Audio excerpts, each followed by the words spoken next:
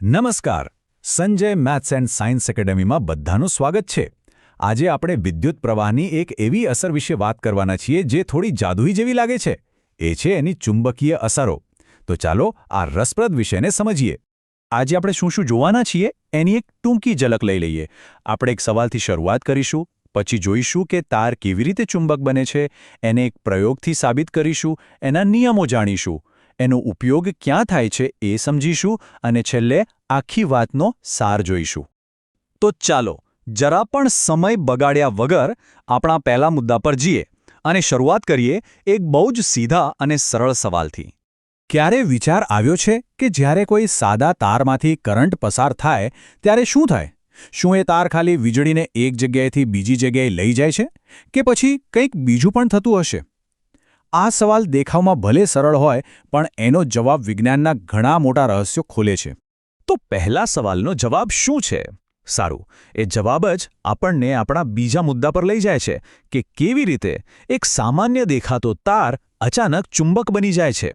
વાત એમ છે કે જ્યારે પણ કોઈ તારમાંથી વિદ્યુત પ્રવાહ પસાર થાય ને ત્યારે એની આસપાસ એક અદૃશ્ય શક્તિનું વર્તુળ બને છે, જેને આપણે ચુંબકીય ક્ષેત્ર કહીએ છીએ.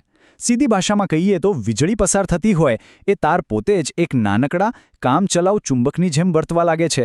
ખરેખર આ તો કમાલ કહેવાય નહીં? પણ આ બધી વાતો તો થઈ. શું આપણે આ અદૃશ્ય ક્ષેત્રને જોઈ શકીએ? એને સાબિત કરી શકીએ? હા, બિલકુલ. અને એના માટે જ આપણે હવે એક મસ્ત મજાનો પ્રયોગ જોવાના છીએ. જુઓ, આને સાબિત કરવું બહુ સહેલું છે. આપણે શું કરીશું? એક કાર્ડબોર્ડ લઈને એની વચ્ચેથી તાંબાનો તાર કાઢીશું. પછી એના પર થોડો લોખંડનો ભૂક્કો પાથરી દઈશું. હવે તારને બેટરી સાથે જોડીને કરંટ ચાલુ કરીશું અને પછી બસ કાર્ડબોર્ડ પર ધીમે ધીમે ટકોરા મારીશું. અને જેવું આપણે ટકોરા મારીશું, જાદુ! પેલો લોખંડનો ભૂકો જાતે જ તારની આસપાસ એકદમ ગોળ ગોળ વર્તુળોમાં ગોઠવાઈ જશે. આ જે વર્તુળો દેખાય છે ને, એ જ પેલું અદૃશ્ય ચુંબકીય ક્ષેત્ર છે જે હવે આપણને દેખાઈ રહ્યું છે. તો થઈ ગઈ ને વાત સાબિત?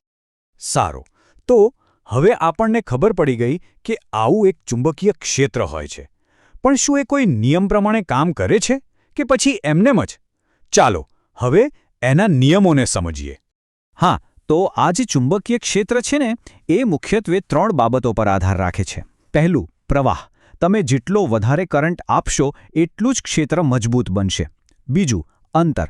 તમે તારથી જેટલા દૂર જશો એટલી અસર ઓછી થતી જશે. અને ત્રીજું, દિશા. જો તમે કરંટની દિશા ઊંધી કરી નાખો તો ચુંબકીય ક્ષેત્રની દિશા પણ ઊંધી થઈ જશે. એકદમ સીધો સાદો હિસાબ છે. પણ અહીં એક સવાલ થાય કે આ ક્ષેત્રની દિશા હોય કઈ બાજુ? આપણને ખબર કઈ રીતે પડે? એના માટે વિજ્ઞાનમાં એક બહુ જ સરળ નિયમ છે, જમણા હાથના અંગૂઠાનો નિયમ. ખાલી એટલું જ વિચારો કે તમે તમારા જમણા હાથમાં એ તાર પકડ્યો છે. જો તમારો અંગૂઠો કરંટની દિશામાં હોય તો તમારી જે આંગળીઓ વળેલી છે ને, બસ એ જ ચુંબકીય ક્ષેત્રની દિશા બતાવે છે. કેટલું સરળ! આપણે આટલું બધું વિજ્ઞાન તો સમજી લીધું, પણ સવાલ એ છે કે આ બધું ખરેખર ક્યાંય કામમાં આવે છે? તો ચાલો હવે એ જોઈએ. આ કોઈ નાની સૂની શોધ નથી. આપણી આસપાસ દેખાતી મોટાભાગની ઇલેક્ટ્રોનિક વસ્તુઓનો પાયો આ જ સિદ્ધાંત છે. પછી એ ઇલેક્ટ્રિક મોટર હોય, જનરેટર હોય કે પછી બીજા અસંખ્ય ઉપકરણો, બધાની પાછળ વિદ્યુત પ્રવાહની આ ચુંબકીય અસર જ કામ કરે છે. તો ચાલો આપણે આજની આખી ચર્ચાને એકદમ ટૂંકમાં ફરીથી યાદ કરી લઈએ. આજનો મુખ્ય સારાંશ શું છે? આ આખા વિષયમાંથી જો એક વાત યાદ રાખવાની હોય તો એ આ છે કે જ્યારે પણ કોઈ તારમાંથી વીજળી પસાર થાય ત્યારે એની આસપાસ હંમેશા સમકેન્દ્રિત વર્તુળોના રૂપમાં એક અદૃશ્ય ચુંબકીય ક્ષેત્ર બને જ છે. બસ આટલું યાદ રાખી લો. આશા છે કે વિદ્યુત પ્રવાહની આ અદૃશ્ય દુનિયાને સમજવામાં તમને ખૂબ મજા આવી હશે.